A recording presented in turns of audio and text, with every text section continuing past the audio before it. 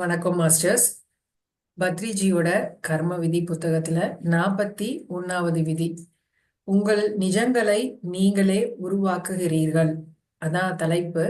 ஒரே சத்தியம் நிறைந்த அறிவு எதுவென்றால் நமது யதார்த்தத்தை நாமே உருவாக்குகின்றோம். அதுதான், அதாவது வி கிரியேட் அவர் ஓன் ரியாலிட்டிங்கிறது. உங்களுடைய செயல்கள் அதன் விளைவுகளாகவே உங்களிடம் திரும்பி வரும்.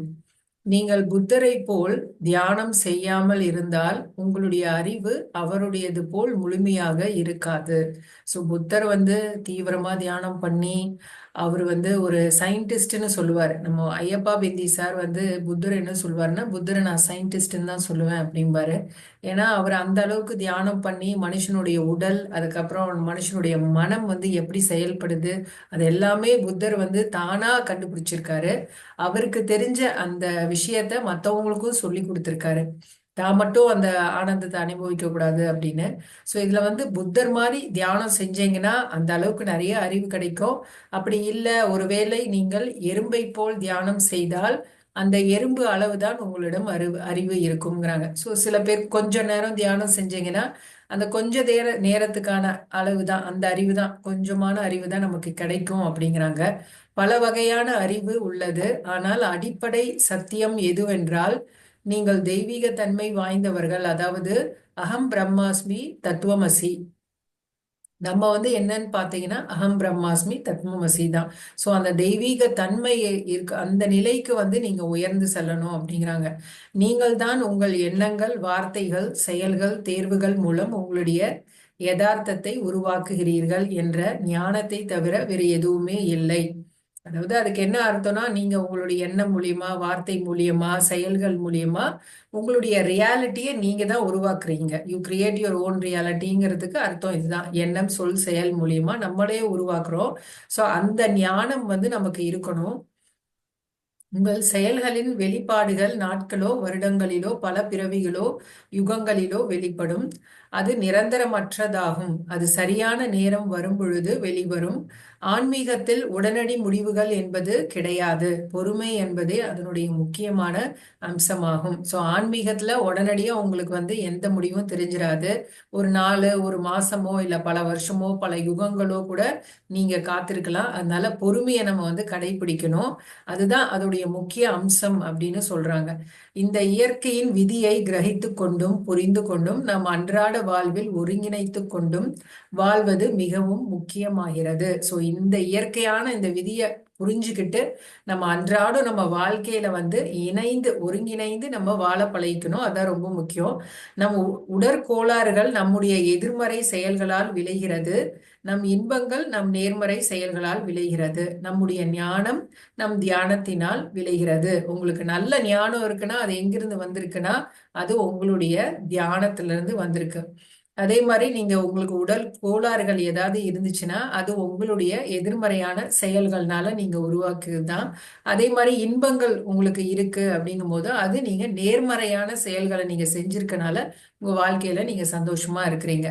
அடுத்த விதி 42வது விதி என்னன்னு பாத்தீங்கன்னா, கர்ம கடன் மற்றும் திருப்பி செலுத்துதல். எப்பொழுது உங்களுடைய தவறுகளின் விளைவுகள் மங்கி போகும் அல்லது தீர்க்கப்படும், நீங்கள் எப்பொழுது உங்கள் தவறை ஏற்று உணர்கின்றீர்களோ அப்பொழுது அவைகள் சரியாகிவிடும். இப்போ ஒரு தவறு செஞ்சிருக்கீங்க, அந்த தவறு நம்ம செஞ்சிட்டோம் அப்படிங்கிறத நீங்க உணர்ந்தாதான் அதுக்கான அந்த கர்மா தீர்க்கப்படும் அப்படிங்கிறாங்க. அப்படி நீங்க உணரலங்கும் போது அதுக்கான கர்மா இருக்கும். நீங்கள் செய்த தீங்கை சரி செய்ய வேண்டும். நீங்கள் செய்த அநியாயத்திற்கு நியாயம் கிடைக்க வேண்டும். நீங்கள் விளைவித்த துயரத்தை நீங்கள் அனுபவிக்கும் பொழுதுதான் அதன் விளைவுகளை சரி செய்ய முடியும். அதுதான் சரியான கண்டனமாகும் அப்படிங்கிறாங்க. கட்டணமாகும். அதாவது நம்ம என்ன மாதிரி தீங்க நம்ம செஞ்சிருக்கிறோமோ அதுக்கு நாம தான் பரிகாரம் செய்யணும், அதை நாம தான் சரி செய்யணும். ஸோ அதை முழுசா அனுபவிச்சு முடிக்கணும். அப்பதான் அந்த கர்மா தீர்க்கப்படும். அதுதான் சரியான கட்டணமாகும்னே சொல்றாங்க. ஒருவர் கொலை செய்து விட்டார் என்று கற்பனை செய்து கொள்ளுங்கள். அதற்கு அவர் 20 வருட சிறை தண்டனையை அனுபவித்து விட்டார் என்றால் அதுதான் அவருடைய தவறுக்கான தீர்வாகும். ஸோ ஒருத்தவங்க கொலை செஞ்சிடறாங்க, அதுக்கு தண்டனை அவருக்கு என்ன கொடுக்குறாங்க, 20 வருஷம் ஜெயில அவர் அதுக்கான தண்டனையை அனுபவிக்கணும். அதுதான் அதுக்கான சரியான தீர்வு. ஒருவேளை அந்த தீர்வு எதற்காக வழங்கப்பட்டுள்ளது என்பதை உணரவில்லை என்றால் அவருடைய செயலுக்கான கணக்கு இன்னும் தீர்க்கப்படவில்லை என்று அர்த்தமாகும். சோ அவங்க எதுக்கு நமக்கு தண்டனை கொடுக்குறாங்கங்கிறதையே அந்த மனிதர் உணரலைன்னா, சோ அது என்ன ஆயிடும், அவருடைய செயலுக்கான கணக்கு இன்னும் தீர்க்கப்படல, அது கர்ம கணக்கு இன்னும் அவருக்கு தீர்க்கப்படலை அப்படிங்கிற மாதிரி ஆயிடும். சோ அவர் தப்பு செஞ்சிருக்காருங்கிறத அவரு முழுமையா உணரணும். அப்பதான் அதுக்கான கர்ம கணக்கு தீரும். நல்ல செயல்களும் உங்கள் கர்மாவிற்கான விளைவுகளை திருப்பி செலுத்த முடியும். நீங்கள் செய்த நல்ல செயல்களின் விளைவுகளை நீங்கள் பெறுவீர்கள். நீங்கள் எந்த அளவு முயற்சி செய்கிறீர்களோ அந்த அளவிற்கு அதற்கான பரிசுகளை திரும்ப பெறுவீர்கள். அதுபோலவே நீங்கள் செய்த பாவத்திற்கான கடன் சுமைகளையும் திரும்ப பெறுவீர்கள். ஸோ நல்லது நீங்க எவ்வளவு செஞ்சிருக்கீங்களோ அதுக்கான பரிசுகள் உங்களுக்கு எந்த அளவுக்கு நீங்க நல்லது பண்ணியிருக்கிறீங்களோ அந்த அளவுக்கு உங்களுக்கு பரிசு கிடைக்கும். எந்த அளவுக்கு தீமை பண்ணியிருக்கிறீங்களோ அதே மாதிரியான அதுக்கு ஏத்த மாதிரி அந்த கர்மாவும் இருக்கும் அப்படிங்கிறாங்க. உங்கள் பாவங்கள் எந்த அளவுகோலில் உள்ளதோ அதே அளவுகோலிலேயே நீங்கள் திருப்பி செலுத்த வேண்டியதும் அளக்கப்படுகிறது. மிக பெரிய அட்டூழியங்களை செய்த ஹிட்லரை போன்றவர்களை எடுத்துக்கொள்ளுங்கள். அவன் செய்த பாவங்களால் அவனுடைய குறிப்பிடத்தக்க கர்ம கடன்களை திருப்பி செலுத்துவதற்காக அவன் பல பிறப்புகள் எடுக்க வேண்டி இருக்கும். ஸோ ஹிட்லர் எல்லாம் நினைச்சு பாருங்க, என்ன மாதிரியான பெரிய பெரிய அட்டூழியம் எல்லாம் அவர் செஞ்சிருப்பார், ரொம்ப கொடுமையா செஞ்சிருப்பார் ஹிட்லர். அவர் பாத்தீங்கன்னா பல பிறப்புகள் எடுத்து அவர் செஞ்ச பாவத்தை எல்லாம் கழிக்க வேண்டியதா இருக்கும். ஸோ அது மாதிரி நம்ம என்ன மாதிரி பாவம் செய்யறோமோ அத்தனை அளவுக்கு நம்ம ஜென்மங்களும் எடுத்து எடுத்து கழிச்சுட்டே தான் இருப்போம்.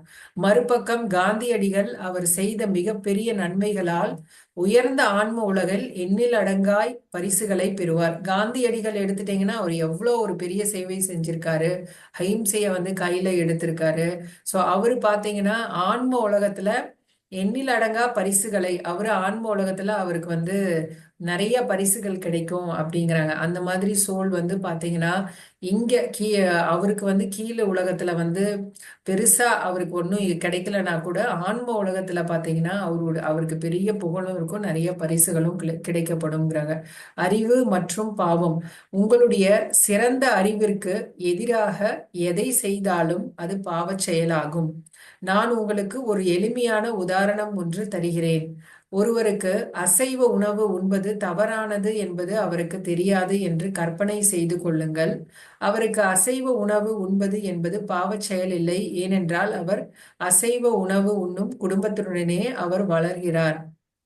அவருடைய அம்மாவும் அது உடலுக்கு நல்லது, மேலும் மருத்துவர்களும் அது புரதச்சத்து நிறைந்துள்ளது என்று கூறுகிறார்கள்.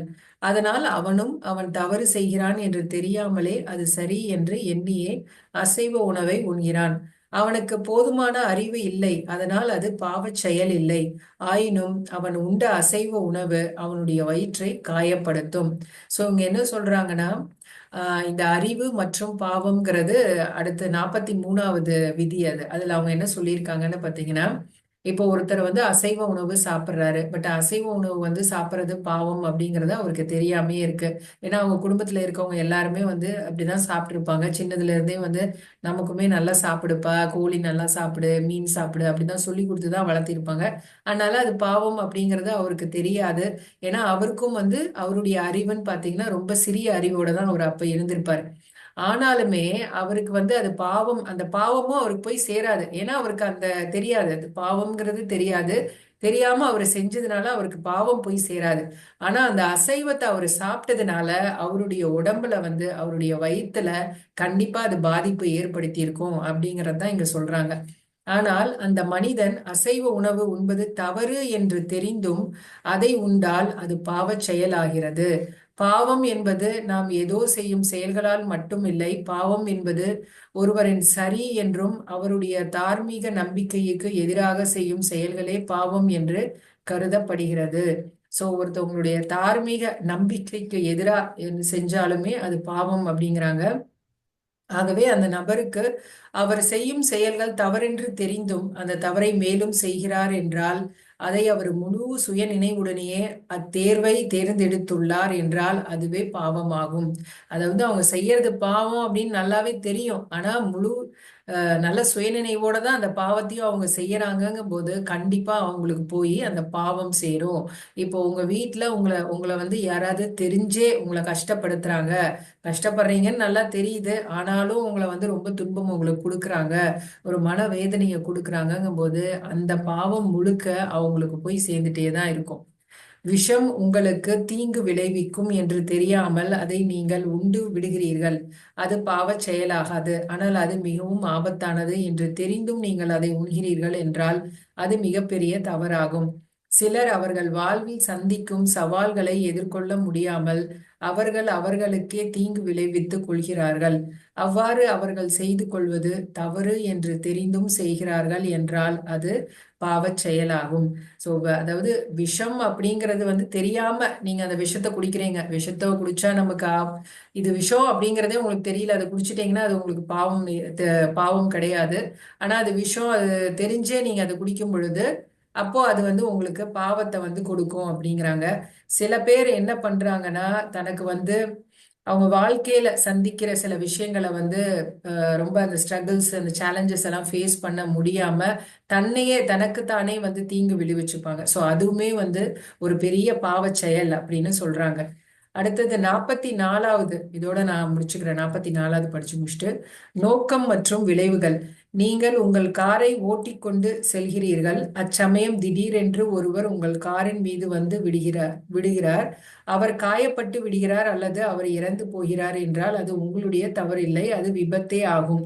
தவறு வேறொன்றும் இல்லை. அதாவது இப்போ நீங்க கார் ஓட்டிட்டு போறீங்க, ஒருத்தவங்க வந்து திடீர்னு எதிர்பாராத விதமா உங்க கார்ல இடிச்சு அவர் இறந்தும் போயிடுறாருன்னா அது வந்து உங்களுக்கு அந்த பாவம் வந்து சேராது. ஏன்னா அது வந்து வெறும் ஆக்சிடென்ட் தான், விபத்து தான். அதுவே வந்து ஆனால் நீங்கள் வேண்டுமென்றே ஒருவரை காயப்படுத்துவதோ அல்லது கொலை செய்வதோ அது மிகப்பெரிய பாவ செயலாகும். வேணும்ட்டே நீங்க போயிட்டு ஒருத்தவங்கள கொலை பண்றீங்கும் போது அது பாவச் செயலா தான் ஆகும். அதாவது உங்களுடைய செயலானது வேண்டுமென்றே நடத்தப்பட்டதா அல்லது தெரியாமல் ஒரு விபத்தாக நடந்ததா என்று கவனிக்க வேண்டும். கொஞ்ச நாட்களுக்கு முன்னால் பிரான்சில் ஒருவன் ஒரு பெரிய டிராக்டரை ஓட்டிச் சென்று குழுவாக இறந்த மனிதர்கள் மீது மோதினான். அதனால் பலர் அவர்களுடைய உயிரை விட்டனர். அந்த மனிதன் ஒரு தீவிரவாதி. தீவிரவாதிகள் நிறைய அப்பாவி மக்களை கொன்று குவிக்கின்றனர். அதனால் அவர்கள் அவர்களுடைய தவறான செயல்களுக்கான விளைவுகளை அவர்கள் பல பிறப்புகள் சந்திக்க வேண்டி வரும். அவர்கள் செய்த தவறுகளை சரி செய்தே ஆக வேண்டும். இல்லையேல் அதற்கான கடனை திரும்ப செலுத்தப்படாமல் இருந்து கொண்டே இருக்கும். இப்ப தீவிரவாதிகள்லாம் எடுத்துக்கிட்டீங்கன்னா அவங்க வந்து அவங்களுக்குள்ள பகையை தீர்த்துக்க, அவங்களுடைய தேவைக்காக நிறைய அப்பாவி மக்களை வந்து கொல்றாங்க. இப்போ ரீசெண்டா கூட இந்த இந்த இன்சிடென்ட் நடந்துச்சு, பகல்காம்ல அந்த மாதிரி நடந்துச்சு. ஸோ அந்த மாதிரி இந்த தீவிரவாதிகள் இந்த மக்களை கொல்றாங்க பார்த்தீங்களா, அவங்களுக்கெல்லாம் வந்து கடன் இருந்துட்டே இருக்கும், கர்ம கடன் இருந்துட்டே இருக்கும். பல பிறப்புகள் அவங்க எடுத்துக்கிட்டே தான் இருப்பாங்க. ஸோ இதெல்லாம் பெரிய பெரிய ரொம்ப பெரிய பாவ செயல் தீவிரவாதிங்க செய்யறது. ஸோ அதுதான் இந்த இதுல சொல்லியிருக்காங்க. நம்ம வந்து பாவம் எப்ப நமக்கு சேரும் அப்படின்னு பார்த்தீங்கன்னா, தெரிஞ்சே ஒரு தவறை நீங்க செஞ்சீங்கன்னா பாவம் உங்களுக்கு சேரும். ஆனா தெரியாம ஒரு விஷயத்தை நீங்க செய்யும் பொழுது அதுக்கு உங்களுக்கு பாவம் சேராது. அதுதான் இங்க அந்த 3 விதிகள்லாம் அவங்க சொல்லியிருக்கிறது.